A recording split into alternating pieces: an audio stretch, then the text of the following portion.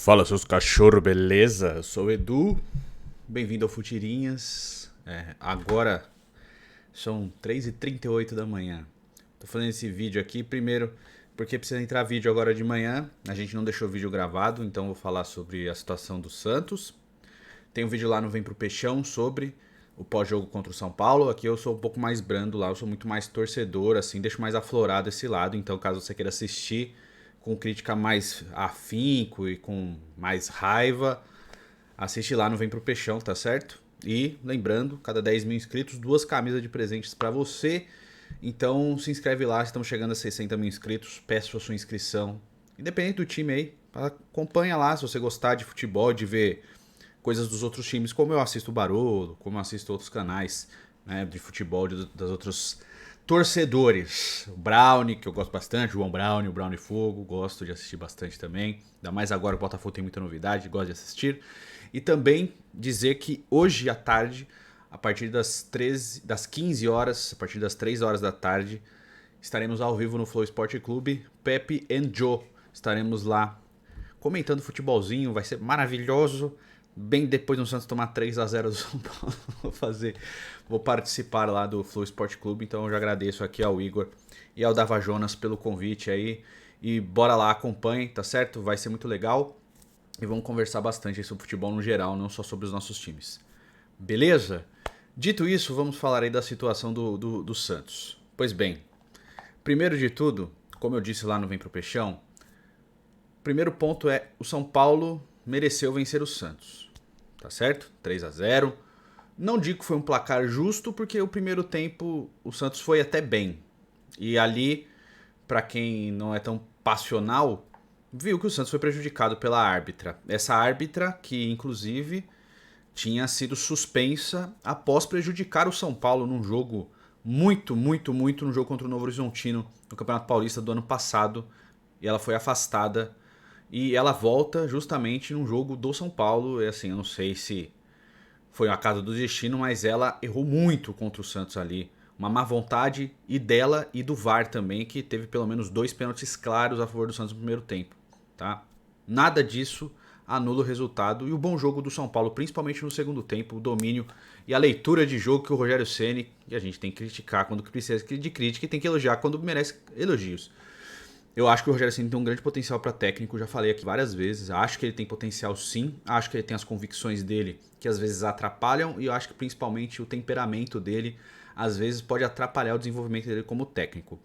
Como o Arnaldo Ribeiro disse, o Rogério Ceni técnico é de um jeito diferente do Rogério Ceni goleiro.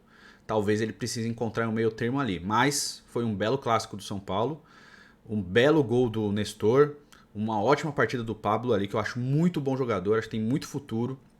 E o Sara, toda vez que joga contra o Santos, ele joga muito bem, cara, impressionante. O Sara é tipo o Jô quando joga contra o Santos. Ele faz um gol, ele sempre joga bem, é impressionante, tá? Mas esse vídeo é pra falar aí sobre a situação do Santos pela bagunça, novamente, que tá acontecendo. Eu tenho que ponderar algumas coisas, porque pelo fato de eu torcer pro Santos, parece e algumas pessoas conseguem deturpar o que eu digo quando é relacionado ao meu time. Então, beleza. Primeiro ponto. Eu elogio a diretoria do Santos por ela fazer o trabalho que é obrigação de qualquer diretoria de clube de futebol: pagar as dívidas em dia e pagar os salários de jogadores e funcionários em dia. Isso é básico. E eu digo isso que é passível de elogio porque as diretorias anteriores e as diretorias atuais de muitos times, mas nesse caso específico do Santos, não faziam isso. Porém, uma coisa é essa parte. A outra é a gestão de futebol do Santos, que não está boa. O Santos está sem técnico no time profissional, no time sub-20 e no time sub-17. É inadmissível um time de Série A, que sempre brigou por títulos ao longo da história, passa um momento meio bem difícil agora, mas essa sempre foi a realidade, não ter um direcionamento, um projeto esportivo. O Santos não tem uma equipe de scout. Cara, hoje, no futebol, isso é obrigação. Num time que é grande, é obrigação ter uma equipe de scout, de monitoramento de jogadores. O Monchi no Sevilha, ele se destaca justamente pelo scout, por ter um monitoramento de jogadores ao redor do mundo inteiro. E, cara, clubes não precisa ter o monitoramento do monte, mas clubes de Série A do Campeonato Brasileiro, eles têm que ter um mínimo. O Santos não tem um departamento de scout. Isso é muito ruim. Então, separa a parte de gestão financeira e é uma coisa a gestão esportiva. A gestão esportiva do Santos tá muito fraca. O Andrés Rueda e o Edu Dracena. Começou muito bem o Edu Dracena, mas tá fraca. Eu entendo como torcedor, quando esse presidente ganhou a eleição, ele falou que o Santos ia sofrer, ia sentir na carne o corte e que não ia ser fácil esses anos. Porém, um leve desafogo que o Santos conseguiu nas finanças do ano passado para cá, abre-se um pouco a possibilidade, no meu ponto de vista, de que haja maiores investimentos no futebol, usando a mesma folha salarial da temporada passada. O Santos vendeu jogadores, abriu espaço na folha salarial e conseguiu espaço na folha salarial para conseguir contratar outros jogadores. Eu ouvi muita gente falando que, para quem me acompanha em rede social, falando de eu tenho responsabilidade no que está acontecendo. Bom, primeiro, eu tenho convicção que, por ser um torcedor do Santos e por ter certa voz em internet, eu tenho convicção que o que eu digo tem um peso sim. Eu não me isento dessa responsabilidade. Porém, dizer que eu tenho voz dentro do clube é um erro muito grotesco. Primeiro, eu não tenho contato com ninguém dentro do clube. Eu nunca fui convidado para nada dentro do Santos. Eu nunca fui consultado para nada dentro do clube. Então, essa importância que estão dando para mim, ela não existe. Se ela vier a existir, ou se ela existisse, eu não teria problema nenhum em falar. Olha, eu tenho voz lá dentro. Olha, eu converso com tal pessoa. Eu não converso com ninguém. Sabe? Ninguém. Ninguém dentro do Santos. A única pessoa que eu tenho um mínimo contato, e é muito pouco mesmo, é o Ricardo, que trabalha no marketing, que cuida das redes sociais. É assim, é bem pouquinho, tá? É um cara que eu gosto, tá? Mas assim, é muito pouco. Eu não peço nada pra ele, não pede nada pra mim, a gente simplesmente interage às vezes em rede social. Esse é o maior contato que eu tenho com alguém dentro do clube. Só. Tá? Esse é o contato que eu tenho dentro do Santos. Então, essa importância que dão pra minha voz, como se tudo que eu dissesse tivesse alguma reverberação lá dentro e tal, ele não existe. Mas é claro que, pelo fato de eu falar, por exemplo, eu pedi a demissão do Carille. Pelo fato de eu falar isso, algumas pessoas vão se identificar com o que eu disse, outras não. E isso é normal, beleza? Então eu fui a favor da demissão do Fábio Carille pelo seguinte.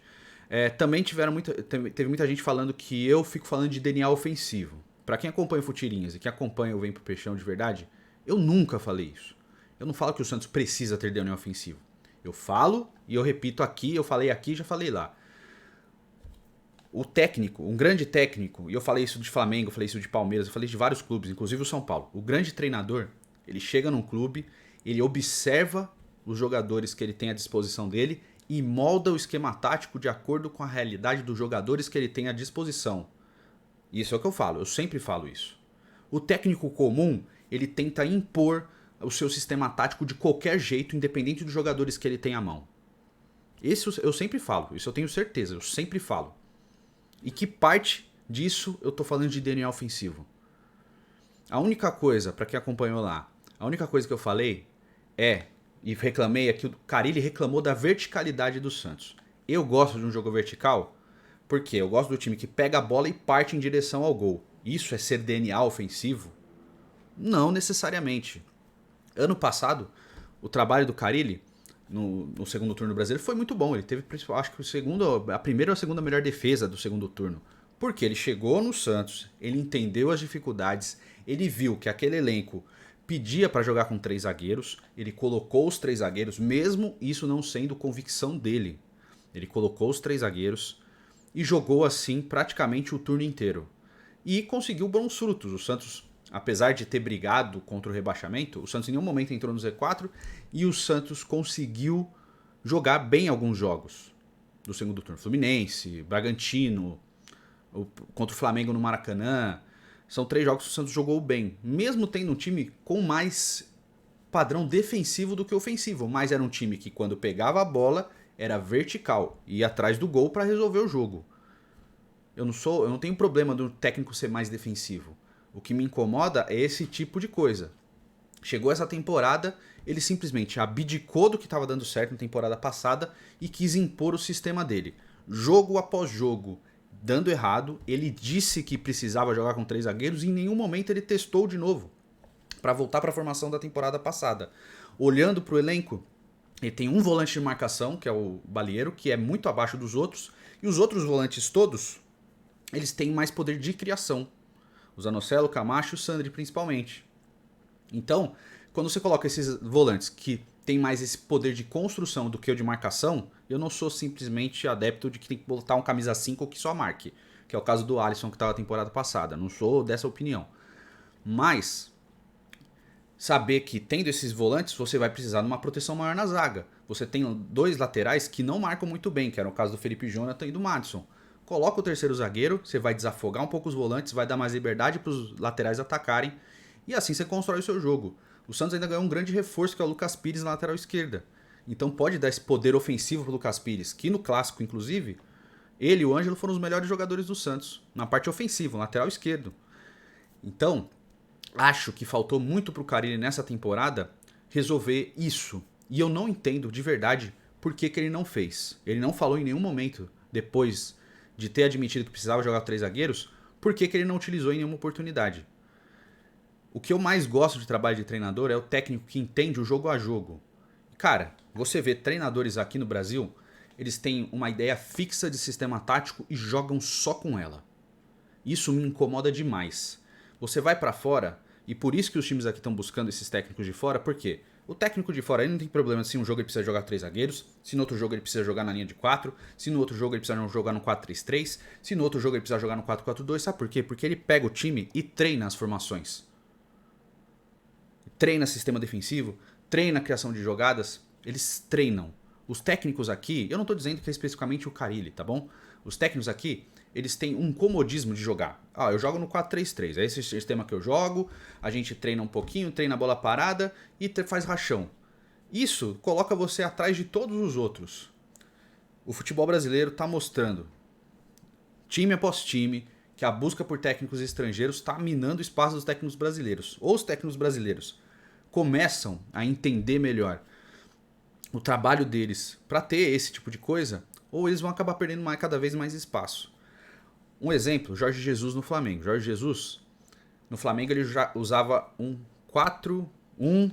4-1-3-2. O Olharão sendo 5, marcador, o Gerson mais à frente, 2 meias abertos e 2 atacantes que flutuavam. No Flamengo, pela técnica do time, ele podia usar esse sistema sempre. Por quê? Pela técnica, era um jogo que os outros tinham que se virar para parar o Flamengo. Entende? Quando ele voltou pro Benfica, ele simplesmente abriu mão, porque ele viu que naquele time não dava para jogar esse sistema. Ele foi pro 4-3-3. E tem outras vezes no 3-4-3. Ou seja, ele, por mais que no Flamengo ele tinha aquela convicção, no outro time ele teve que mudar, e ele mudou. Por que aqui os técnicos não mudam? Olha aí, Silvinho no Corinthians, Carille no Santos, Carille no próprio Corinthians, Renato no Flamengo. Por que eles têm essas convicções o tempo inteiro e não mudam nada? E isso vai colocar de novo eles atrás. O Cuca tinha as convicções dele no Galo, mas, do mesmo jeito o Jorge Jesus, era um time que sabia se impor e os outros times tinham que se virar para parar o Galo. Entende? Quando você tem um time muito acima dos outros, é normal que você tenha o seu sistema tático e os outros tenham que parar você de alguma maneira. Quando você não tem, você tem que criar variações. E, digo mais, técnicos fora, por exemplo, o Guardiola, não tem problema num jogo jogar com 3 zagueiros, no outro jogar na linha de 4, no outro jogo jogar 3-4-3. Não tem problema. Porque os técnicos têm que fazer isso aqui. Paulo Souza no Flamengo, na final da Supercopa, ele meteu o Felipe Luiz de terceiro zagueiro. Perdeu nos pênaltis, mas fez um bom jogo. Ou seja, ele testa, ele muda, ele treina. E isso é importante. Os times aqui vão continuar procurando técnicos de fora. Porque os técnicos brasileiros estão acomodados. O Diniz, que todo mundo achava que ia ser um baita técnico, inclusive eu, ele também abriu mão disso para impor convicção de um sistema tático o tempo inteiro. Sendo estudioso. De novo, vai ficar atrás. Agora, voltando ao Santos, a diretoria precisa abrir o olho para reformular o time. O Santos tem potencial em alguns jogadores. Tem 2 pontos. A molecada é quem tá chamando a responsabilidade. Mas, como é molecada oscila, cara. Tem jogo que eles vão jogar muito bem, tem jogo que eles não vão jogar tão bem. O ponto aqui é que os jogadores mais velhos, tirando um ou outro, eles estão muito abaixo dos moleques. Pra quem deveria estar dando respaldo pra molecada, isso não tá acontecendo. Então essa oscilação da molecada acaba minando todo o potencial deles. Porque os mais velhos não conseguem segurar essa bucha. Não estão conseguindo segurar essa bucha. E o Santos precisa de reforços. Nas 2 laterais precisa de reforços. Embora eu acho que o Lucas Pires possa ser titular do time, mas alguém para rivalizar a posição, porque o Felipe Jonathan não aguenta jogar de lateral. Desculpa. Os times precisam, e especificamente falando do Santos, o Santos precisa de um melhor trabalho físico.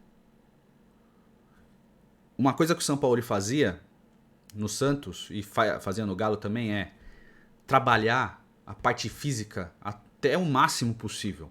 Tinha muita reclamação na época do Santos do excesso de trabalho físico. Só que chegava em campo, o time estava preparado para correr. Foi vice-campeão brasileiro. Beleza, não foi campeão. Mas era um time competitivo. Um time que causava medo nos adversários na hora de bater de frente. E um time que também falhava. Todo mundo lembra do 5x1 do Ituano em cima do Santos. Mas ali você via que tinha alguma coisa. Tinha uma aspiração de algo. Então o Santista ficou revoltado naquela derrota. Eu fiquei. Mas a gente via que era um acidente de percurso. Então, ou isso muda e o Santos precisa fazer isso, a diretoria precisa abrir o olho, precisa contratar um técnico que entenda o elenco, que leia o elenco. Eu gosto muito do BKSS porque o BKSS faz esse tipo de trabalho. Ele olha para o elenco, ele vê as dificuldades, vê as qualidades, não é o técnico perfeito, não estou falando disso, mas ele adapta o time dele para o jogo que ele vai jogar a seguir. Ele tem variações. Então o Santos precisa olhar muito bem para o mercado ou, de novo, esse ano vai lutar para não cair. E eu falo isso com peso no coração, porque é meu time. Mas ou pega um prumo e arruma esse time na mão de um técnico que tem condições de fazer um bom trabalho, ou a gente vai sofrer de novo esse ano, tá certo? Enfim, esse vídeo, não esquece de acompanhar o Flow no Flow Esporte Clube. Tamo junto, muito obrigado pela companhia. Deixa sua opinião nos comentários. Faz o cocô, curta, comente, compartilha. Tamo junto. Um beijo, um queijo, até logo, hein?